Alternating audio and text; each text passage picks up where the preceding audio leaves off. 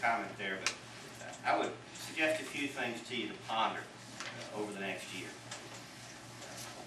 In politics, what really matters in the end is where people stand and where people vote on election day. And as difficult as that concept is to accept, one either deals with that reality or ends up being politically irrelevant. The political parties are geared up for one thing and one thing only. That's to win elections, to get the people that share their views into office. And your group, no matter how much money you raise, no matter how many people you sign up, no matter how many people come out, and I have to say, this is an impressive showing. Probably the most impressive showing, probably since Pat Robertson's folks came out to the GOP convention and took over the local party. Back to, I guess that was the late 88. It's been very impressive.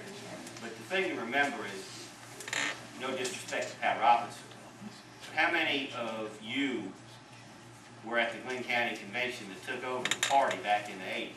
I don't think too many of you. One. Gussie? Yes, thank you. Okay. The truth is that people came out for that like the Republican Party had never seen before.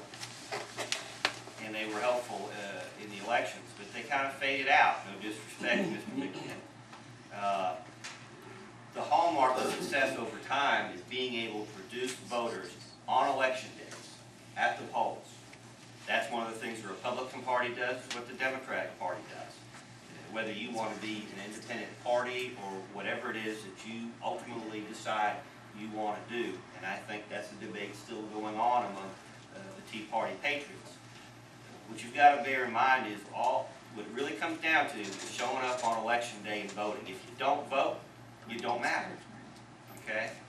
The other thing is that one of the things you'll learn in politics, unfortunately, is you learn to count.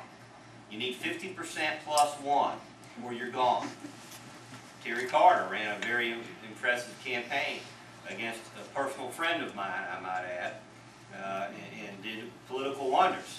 But at the end of the day, he did not succeed. And that's not to say that he ran a bad campaign. It's not to say that he was wrong on the issues. But he lost. One of the things that the Republican Party and the Democrat Party are doing is looking to win on election day. You talk about being constitutionalists. We didn't hear anybody today talking about the Supreme Court. One of the hallmarks of the Reagan Revolution was coming with a single vote of controlling the Supreme Court with conservative votes. In one single election, that may have been undone, but it will definitely be undone if the Democratic Party remains in power, because the people they will appoint are far different. One of the things you're all concerned about is health insurance.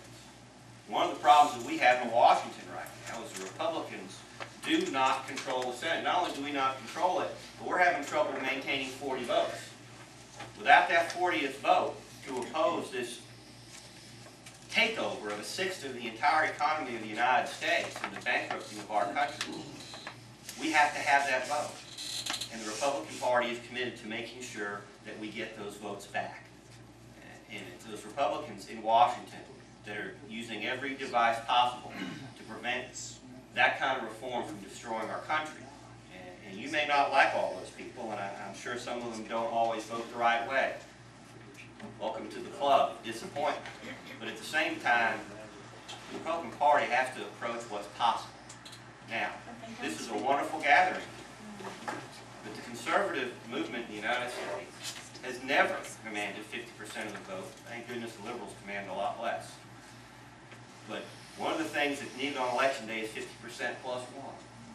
And I hope you will forgive the Republican members of the Republican Party for continuing to strive to ensure that the most conservative candidates available get that 50% plus one if we have any control over it. That's not to say that you should do anything different.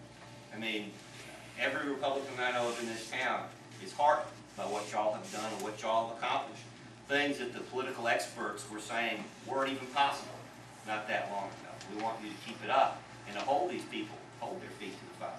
But you've got to remember that your advocacy group trying to convert people to the conservative cause is one thing, And our making sure that the most conservative candidates get 50% plus one on election day is a similar but somewhat different goal. And we have to, that's what we're looking